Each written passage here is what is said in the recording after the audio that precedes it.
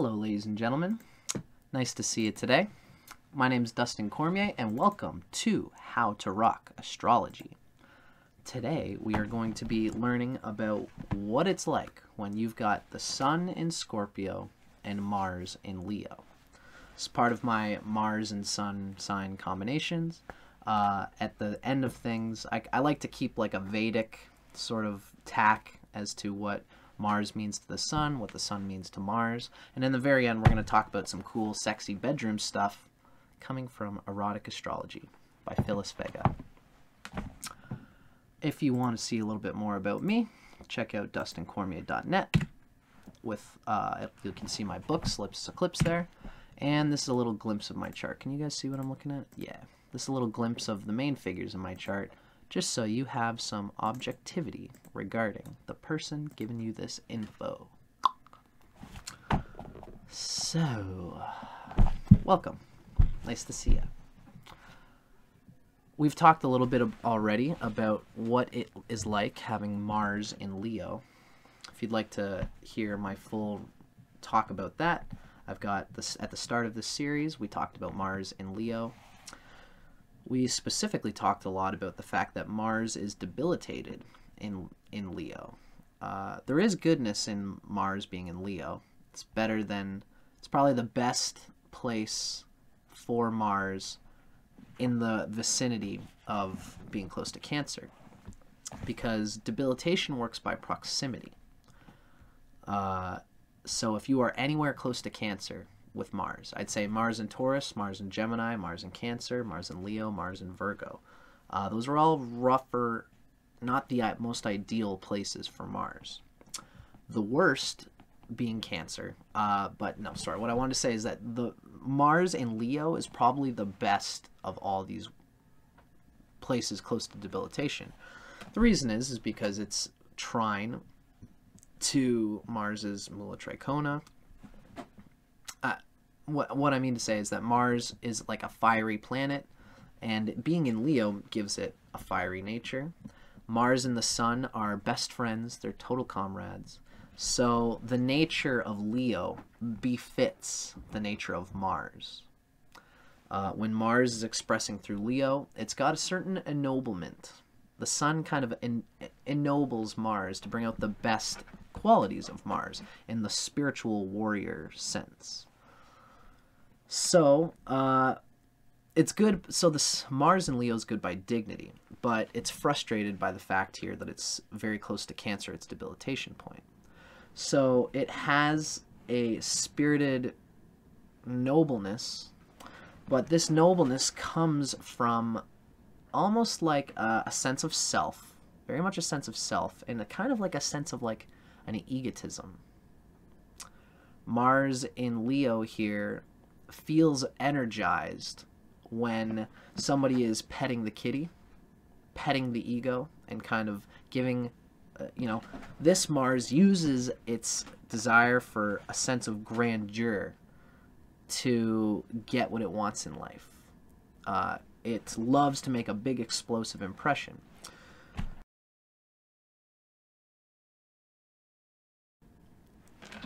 When you think about it, Mars is debilitated in Cancer because it's like the summer solstice. It's a really hot placement. And Mars gets so hot when it's close to Cancer, it gets emotional. And it loses its sense of how to best use its energy. Everybody has Mars and uses Mars. It's like your motor functions. It's like your blood. And it's like a lot of vitality. When we're all young, we just throw our energy because we haven't cultivated the sense of Mars yet. Mars in Capricorn represents like the winter solstice. So when Mars is in Capricorn, it's colder, and it can sense where its energy is being wasted over time. Someone with Mars in Capricorn quickly realizes what is a waste of emotional energy, and it's looking at its own cultivation of its energy. When Mars is close to Cancer, like it is in Leo, when Mars is in Leo, it's not looking at its own cultivation of its energy, it's looking at what it does.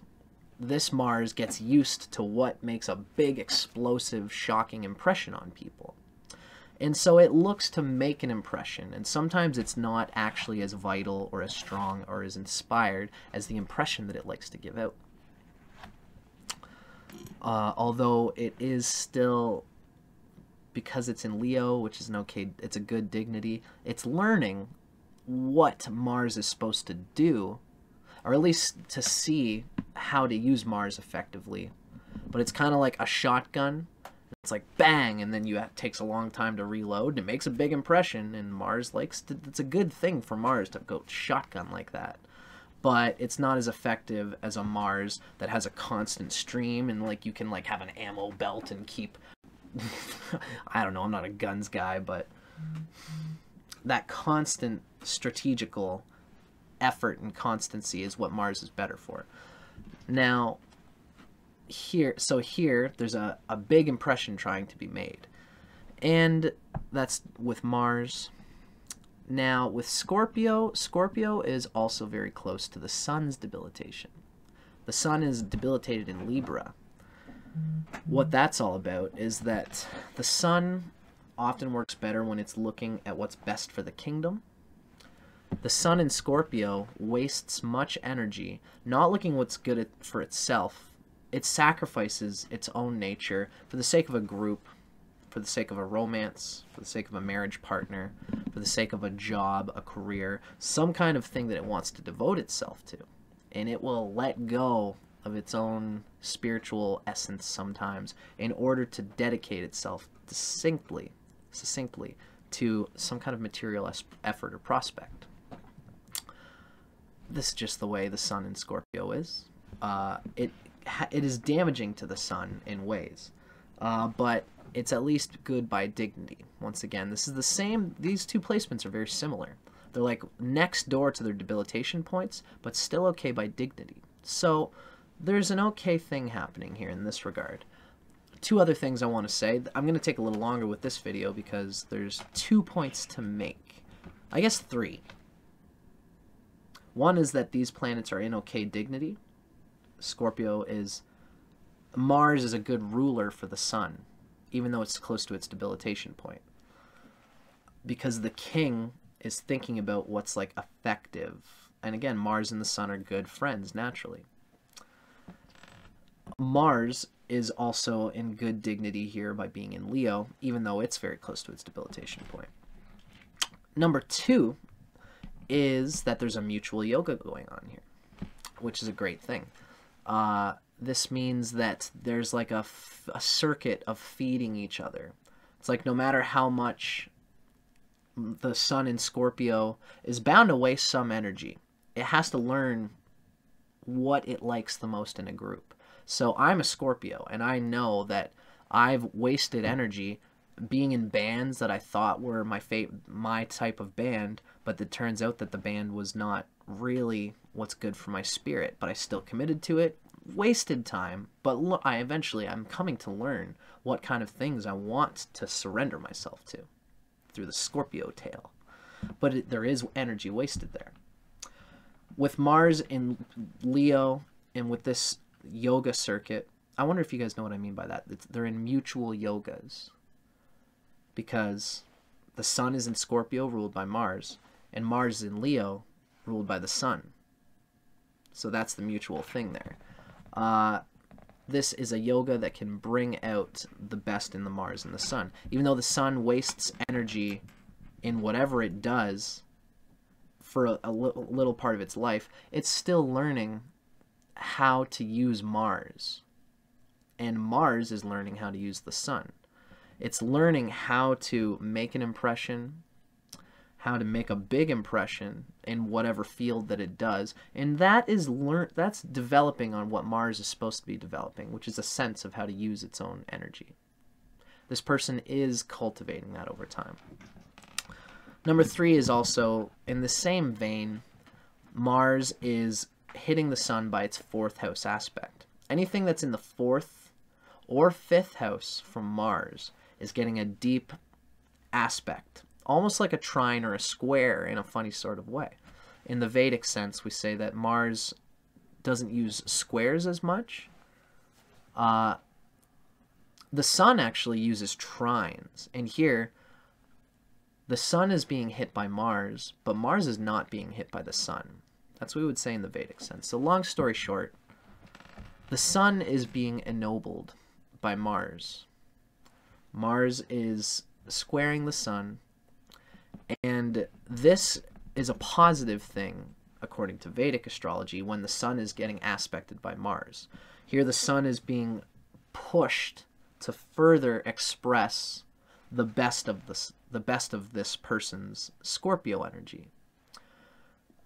It's going to further push this person for their ego's sake to fully invest themselves in whatever business or job or career that they're trying to push themselves towards.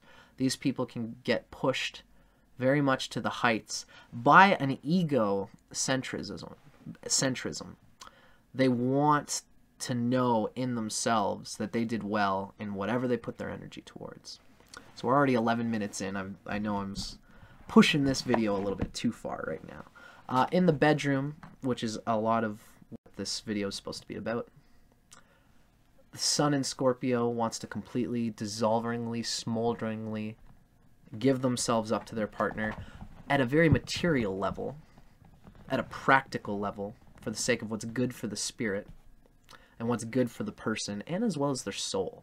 They don't want to just... Scorpio wants to invest themselves in somebody else, but it's for the purpose of soul.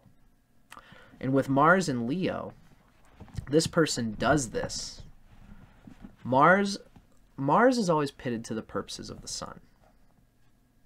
Mars is the go-getter of the sun in everybody's chart. So here, Mars in Leo does what Scorpio sun wants. And Scorpio sun gets what it wants through Mars and Leo. And this is that bombastic shotgun Mars and Leo energy. So the sun in Scorpio wants to dissolve with passionate ardor for their partner. Usually possibly one partner, although Scorpio will slink around with a few people before they find someone that really rings them in, really grounds them, really makes them feel loved and adored. Somebody who contributes to Scorpio's wealth and life and all these things. And how they grasp that person is an almost jealous, sentimental Mars in Leo. The Mars is acting like the sun, like the arrogant lion that says, you've got to love me and you've got to shower me with affection. And this Scorpio will shower the hell out of other people with their affections in order to keep them. It's good because that's a good way to keep someone, usually, especially if they vibe with that. If the other person also has water and fire in their chart, they will be enlivened by this Scorpio's burning passion to keep them, for the sake of the soul, for the sake of desire, for the sake of their energy. Although it might come off as a bit too much to other people. It's two fixed signs, the fixed water and the fixed fire. It's a lot. But that a lot is a lot of good to those who want it, right? It's a funny mixed bag. This a good aspect by dignity, even though both these signs are the debilitation of each planet. So, let's hear a little bit about what Erotic Astrology says about Sun in Scorpio, Mars in Leo. In love and romance, you are passionate, complex, and determined to have things your own way. There's a stubbornness and a psychological complexity here. And whatever that comes through, it's bound to be a bit jealous and possessive. You are fervently loyal, but you can also be jealous and possessive. Sensuality and a fiery libido are your strengths and your weaknesses. Somebody who can really be sensually beautiful and alluring is something that attracts the Scorpio, and the libido with Mars and Leo is explosive like that shotgun, and this person can't even help themselves sometimes. The powerful combination of Mars and Leo's craving for attention and Sun and Scorpio's insatiable sexual appetite requires a hot-blooded and adoring bedmate. Your ideal partner openly appreciates your bedroom prowess and makes a special effort to seduce you with fun toys and sexy, provocative apparel. That's kind of cute. I could definitely see that being a juicy time. The Mars in Leo always loves when someone makes some kind of grandeur, some kind of grand gesture of love to them. Or showing like items, especially physical, delicious, alluring wear or items. And they might even do it for their partner as well. Although they're usually going to hope that the other person does it to them, because this just like gets them real excited. Gets you real excited. According to the figures. Let me know what you think, folks. This is probably the longest video I've done in this series. Hopefully I didn't blab too much.